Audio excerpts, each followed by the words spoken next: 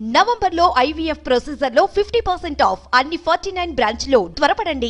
నమస్తే రమగారు. నమస్తే జయ.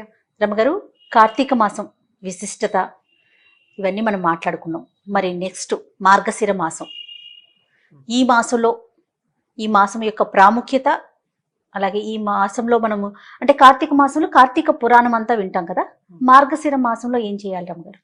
మార్గశీర మాసం అంటే అసలు భగవానుడు చెప్పాడు శ్రీకృష్ణ పరమాత్మ భగవద్గీతలో, మాసాన మార్గశీర్షోహం అని. నేను మాసాలలో మార్గశీర్ష మాసం అంటే పరమోత్తమమైన మాసం మార్గశీర్షం అంటారు.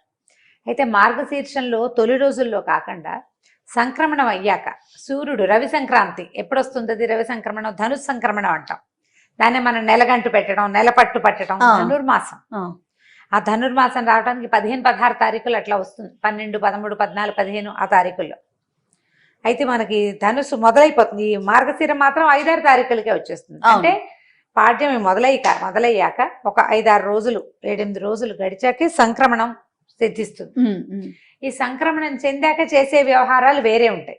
ధను సంక్రమణం అయ్యాక ఆ రోజు నుంచి చుక్కలు పెట్టి ముగ్గులు వేయటం మానేస్తారు. మొదట రథం ముగ్గు వేయడానికి వీలుగా గీట్ల ముగ్గులు వేయటం మొదలు పెడతారు. అవును. ముగ్గులు వేయటం, గొబ్బిళ్ళు పెట్టడం, తర్వాత ధనుర్మాస వ్రతారంభం చేస్తాం. తిరుప్పావై చదువుకుంటాం. అందరి ఇళ్లలో చదవరు, కొన్ని కుటుంబాలు ఖచ్చితంగా చదువుతాయి. కొన్ని దేవాలయాలు, విష్ణువాలయాల్లో ప్రత్యేకంగా ధనుర్మాసం చేస్తారు. తిరుప్పావై పఠనము, ధనుర్మాస వ్రత కథలు, వ్రతారంభము అది మొదలు పెడతారు. అయితే నెలగంటు పెట్టాక చాలా శుభకార్యాలు అవి చేరు, పెళ్లి ముహూర్తాలు ఉండవు. ఈ సంక్రమణం నుంచి మకర సంక్రమణం వరకు ఈ నెల రోజులు విష్ణు పూజ. విష్ణువాలయాల్లో ప్రత్యేకంగా ఆండాళ్ళ తల్లి ఎట్లా విష్ణువుని సేవించిందో ఆ సేవాకాలపు విధానంతో చేస్తారు. తిరుమలలో కూడా ప్రతిరోజు ఉండే ఇది కాకుండా, సుప్రభాతం కాకుండా ఈ నెల రోజులు తిరుప్పావై పఠనం చేస్తారు. మామూలుగా తిరుమలలో రోజు భోగ శ్రీనివాస స్వామిని శయనం చేయిస్తారు. ఈ నెల రోజులు కృష్ణుడిని శయనం చేయిస్తారు. అట్లా తిరుప్పావై చాలా ప్రత్యేకమైనది. ఈ ధనుర్మాసం చాలా ప్రత్యేకమైంది. అయితే మనకు మార్గశిర మాసంలో మామూలుగా మనం శ్రావణ శుక్రవారాలు చేసుకున్నట్టుగా మార్గశిర గురువారాలు చాలా విశేషమైనవి. మామూలుగా గురువారాన్ని మనమంతా గురువారం అంటాం. లక్ష్మీవారం అనే వాళ్ళు కూడా ఉంటారు. గురువారము లక్ష్మీప్రదము అని ఒక నమ్మకం. గురువారం లక్ష్మీవారం కాబట్టి ఆ రోజు మంగళసూత్రాల్లో మార్చుకోరు, ఆ రోజు డబ్బులు ఇవ్వరు, ఆ రోజు తలంటు పోసుకోరు. ఆ విధానాలు కొన్ని ఊళ్ళల్లో ఉంటాయి. మన కొంచెం వైజాగ్ ఆ వైపు అంతా గురువారం పట్టింపు చాలా ఎక్కువ. మన శుక్రవారం ఎంత పట్టింపు, వాళ్ళ గురువారం పట్టింపు. గురువారం నాడు కూడా వాళ్ళు అవి మార్చరు, చెయ్యరు కొన్ని పనులు. గురువారం నాడు కూడా ఇల్లు కడుక్కోకూడదు, అలాంటివి. మనం శుక్రవారం చేయకూడదు అనుకుంటాం చూడు. అవునవును. శుక్రవారం ఎట్లా చెత్త బయటపడేయకూడదు ఎలా భావిస్తాం, అట్లా గురువారం కూడా భావిస్తారు. ఈ మార్గశిర గురువారాలు లక్ష్మీకి దేవికి చాలా ప్రీతికరమని, గురువారాల్లో లక్ష్మీదేవిని అర్చిస్తే విశేషమైన ఫలితం లభిస్తుందని చెప్తారు. మార్గశిర గురువార వ్రత కథ కూడా ఒకటి ఉంది. వ్రతంగా చేసే విధానం మార్గశిర గురువారాలు పట్టుకోవటం అంటే ఇక అటా చేస్తూ ఉంటారు.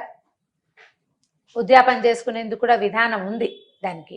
అయితే మనం ఆ వ్రతాలు అవి మనకు అలవాట్లేదు అనుకో, వ్రతం అలవాట్లేదు మనకి, ఆ వ్రత కథలు మనకు తెలీదు, విధానాలు అవి ఏమిటో చాలా టఫ్, అవన్నీ మన వల్ల కాదండి.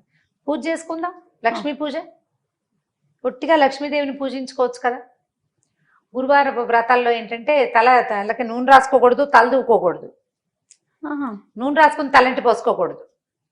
గురువారం నాడు ఒట్టిగా తలకి స్నానం చేయాలి. మనం బుధవారం నాడు నూనె రాసుకుని తలంటి పోసుకుంటాం. గురువారం నాడు ఒట్టి తల స్నానం, పసుపు రాసుకుని తల స్నానం చేయాలి విధి. తల పిడ పెట్టుకోవాలి, తల ఆరంగానే మూడేసుకోవాలి, కానీ తలకాయ దువ్వుకోకూడదు. ఆ రోజున తల అంటుకోకూడదు, నెత్తికి నూనె పెట్టకూడదు, తల దూకోకూడదు. ఈ 2 ప్రధాన విధులు. పూజ అయ్యేదాకా ఏమీ తినకూడదు. పొద్దున్నే పూజ చేసేసుకోవాలి తొందరగా. ఓకే, బాగుంటుంది. కథ కూడా చాలా విశేషంగా ఉంటుంది. ఇలా వ్రత కథలు కొన్ని మంచి ఆసక్తికరంగా ఉంటాయి. ఈ వ్రత కథగా చెయ్యక్కర్లేదు, వ్రతంలో ఉన్న విధానంగా చెయ్యకపోయినా తప్పులేదు. మనం వ్రతం తీసుకుంటే పెట్టుకున్నామనుకో, ఆ కథ చెప్పుకుని అక్షంతలు వేసుకుని ఇన్ని సంవత్సరాలు మార్గశిర గురువారాలు చేస్తాను అని చెప్పుకోగలిగి ఆ ఇళ్లల్లో పద్ధతి ఉంటే పాటించడం. ఇంట్లో పద్ధతి లేని వాళ్ళు కొత్తగా మొదలు పెట్టద్దు. వ్రతం వద్దు, పూజే చేసుకుందాం మనం. లక్ష్మీదేవికి ఏమి ఇష్టం, ఆమెను పూజించాకే భోజనం చేయాలి.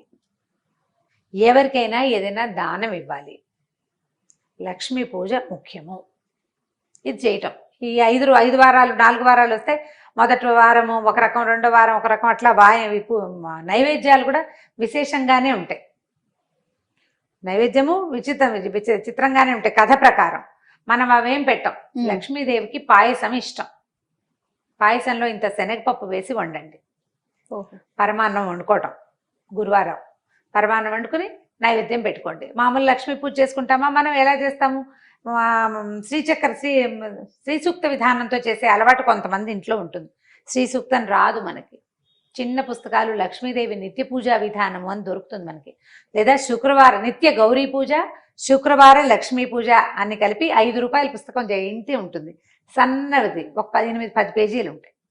ఓ పుస్తకం ఈసారి కొనుక్కు తెచ్చుకోండి. చిన్న చిన్న శ్లోకాలు, టఫ్గా ఉండవు. ఒకదాని తర్వాత ఏం చెయ్యాలో చెప్తాయి.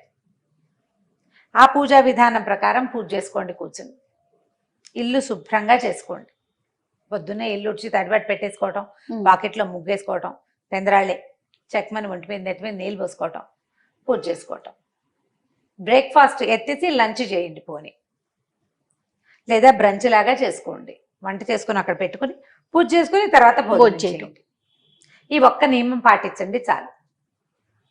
తినకుండా పూజించుకోవాలి ఈ ఒక్క రోజు. ఓపిక లేదు మీకు, ఊరుకోండి, దండం పెట్టి లక్ష్మీ అష్టోత్తరం చదువుకోండి. వాళ్ళ మార్గశిర గురువారం చాలా మంచి రోజు అయితే సరిపోతుంది. సాయంకాల పూజ లేదు, ఇది పగటి పూజ పొద్దున్నే. సాయంత్రం లక్ష్మీ పూజ మనం ఎప్పుడు చేస్తాము? దీపావళి అప్పుడు చేసుకుంటాం. అవును. ఈ గురువారం లక్ష్మీ పూజ మాత్రం పొద్దున్నే చేసుకోవాలి. ఉదయకాలమే పూజ చేసుకోవటం, ఓ నమస్కారం చేసుకోవటం, పాయసం నివేదన చేసుకోవటం, కానిచ్చుకోవటం. ఇక తర్వాత ఇంకా వ్యవహారం ఏం లేదు. దీనికి ఏకభుక్తము భూషయనము లాంటి నియమాలు ఏం లేవు. పూజ మాత్రం ఇంపార్టెంట్. ఓకే. వ్రత కథ ఏమైనా చెప్తారా? చెప్తాం కదా. పూర్వం అట ఒక బ్రాహ్మణ కుటుంబం ఉండేది. సుశీల అని ఒక పిల్ల ఉంది వాళ్ళకి. అయితే సుశీల కాస్త 4-5 ఏళ్ళు వచ్చాక తల్లి మరణించిందట. తండ్రి ద్వితీయ వివాహం చేసుకున్నాడు. పెద్దగా అంత అపేక్షగా చూసేది కాదు ఆవిడ. పర్వాలా ఏదో ఒక మాదిరిగా చూసేది. ఆవిడకి వరుసగా పిల్లలు పుట్టారు. పిల్లల్ని ఎత్తుకుని ఆడించడానికి ఈ చిన్న పిల్లకి సుశీలకు అప్పచెప్పేది. ఎత్తుకుని ఆడించడానికి ఎత్తుకోవాలిగా, చేతిలో బెల్ల ముక్క పెట్టేది. బెల్ల ముక్క కాస్త నోట వేసుకునేది, పిల్లలు పెట్టేది, ఏదో చేసేది. అయితే ఆవిడ మార్గశిర శుక్రవారాలు చుట్టుపక్కల నువ్వు నోచుకుంటుంటే ఈ అమ్మాయి ఏం చేసిందిట, తను కూడా మట్టితోటి చిన్న లక్ష్మీదేవి బొమ్మని చేసుకుని జిల్లేడు పువ్వులు పెట్టి పూజ చేసి, ఏదో ఒక పువ్వులు పెట్టి పూజ చేయాలి కదా, తనకి పెట్టిన బెల్లం ముక్కని నివేదన పెట్టేది, చేసుకునేది పూజ. కొంతకాలానికి పిల్లకి వివాహం అయింది. పెద్ద పిల్లకి పెళ్లి చేసేశారు. ఈ పిల్ల ఏం చేసిందట, తను పూజ చేసిన చిన్న లక్ష్మీదేవి మట్టి బొమ్మ ఉంది కదా, ఆ బొమ్మను కూడా పుచ్చుకెళ్ళిపోయింది కాపురాన్ని. సుశీల తీసుకెళ్ళిపోయాక పుట్టింట్లో ఉన్న సంపద అంతా పోయింది. వాళ్ళు చాలా దరిద్రులు, దౌర్భాగ్యులు అయిపోయారు. ఏమీ లేదు. ఎంతో బాధపడేవాళ్ళు. ఎందుకు మన పరిస్థితి ఇట్లా అయిందని చాలా చింతించేవాళ్ళు తల్లి తండ్రి కూడా. సరే, అక్కడ అత్తారింటికి వెళ్ళింది. చక్కగా అక్కడ ఘనంగా మార్గశిర గురువారాలు పూజ చేసుకోవడం వచ్చింది. ఆడ వాళ్ళు డబ్బులు ఉన్న చోట ఇచ్చారు. ఈ అమ్మాయి వెళ్ళాక వాళ్ళకి విపరీతంగా సంపద వృద్ధి అయిపోయింది. పొలం పుట్ర, గొడ్డు గోదా, ఇల్లు వాకిలి, అబ్బో ఎన్నో ధనధాన్య సమృద్ధిగా ఉన్నారు. చక్కగా పూజ చేసుకునేది. ఇంకా సంపద ఇతోధికంగా వృద్ధి అవుతూ ఉంది. అయితే ఏమైందట, తల్లి తమ్ముడిని ఇచ్చి పంపించింది. మన పరిస్థితి ఏం బాగుండలేదు, అక్కయ్యని ఏదైనా సహాయం చేయమని.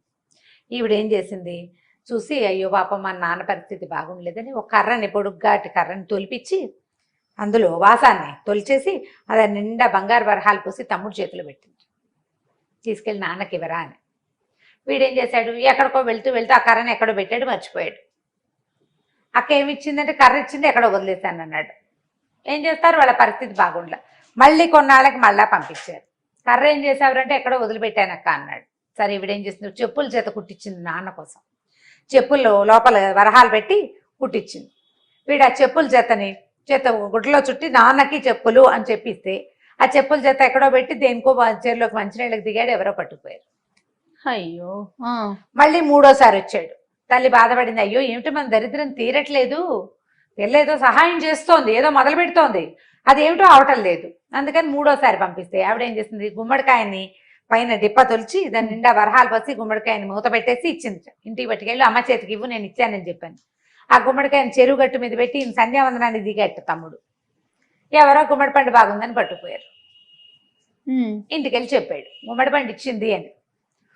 ఏదో పెట్టించి ఉంటుందని ఊహించింది తల్లి. ఏమిటో అవటం లేదు, నీకు ఇట్లా కాదురా, నువ్వు నాన్న అందరు ఉండండి, నువ్వు నాన్న ఇక్కడ ఉండండి, నేను చిన్నపిల్లల్ని తీసుకుని వెళ్తానని అక్కయ్య దగ్గరికి వెళ్ళి, కూతురు దగ్గరికి వెళ్ళి, ఏమిటి అమ్మా నువ్వు సహాయం చేసావు కానీ ఏమి అవటం లేదమ్మా, ఇట ఉందమ్మా అట ఉందమ్మా అంటే బాగా ఆలోచించుకుని, అమ్మ మార్గశిర మాసం వచ్చింది, గురువారం నువ్వులు నోచుకుందాం, మరి నువ్వు నా దగ్గరే ఉండు, ఏమి తినబోకమ్మా అని చెప్పింది.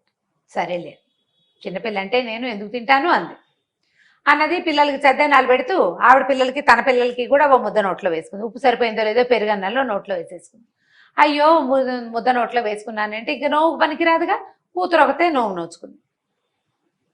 రెండో వారం అమ్మ ఏమి తినకమ్మా అంటే సరేలే అంది. కానీ పిల్లలకి తలగాయలకి నూనె రాస్తూ తను కూడా నెత్తికి నూనె రాసేసుకుంది. చేతిలో పోసుకుంది, నూనె ఎక్కువైందని నెత్తికి రాసుకుంది. అట్లా చేస్తారు చూడు, కొబ్బరి నూనె పోసుకుంటారు, పిల్లలు తలకు రాస్తుంటే నూనె ఎక్కువైపోయింది అనుకో తలకు పట్టిస్తారు. అసలు చాలా బ్యాడ్ ప్రాక్టీస్, అది చేయకూడదు అంటారు పెద్దవాళ్ళు.